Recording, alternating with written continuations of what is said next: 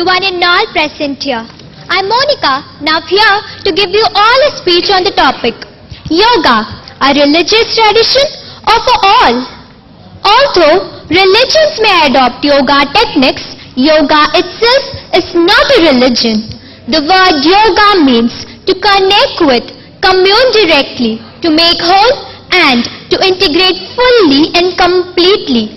As such, the goal of yoga is non-dual, directly communion, a direct experience with God, truth, reality, with our true nature, artificial programming and prejudice.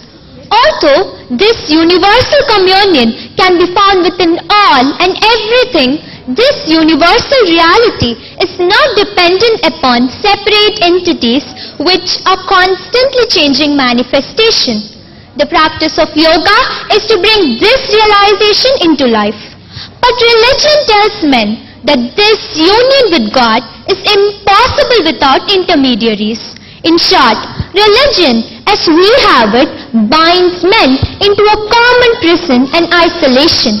It is through our religion we are known as separate from other men, friend or enemy, good or bad, etc.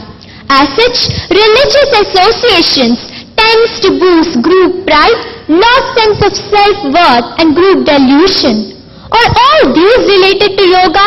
Is yoga a religious tradition? Of course not. It is for all. There is a definite need for yoga practice, but we must consider alternative methods that do not bring with them religious baggage associated with yoga. The unsuspecting yogis may find that they receive far more than what they desire. So, let us all practice yoga, not relating it to any particular religion, and receive far more than what we desire. I thank for this wonderful opportunity given to me. Thank you.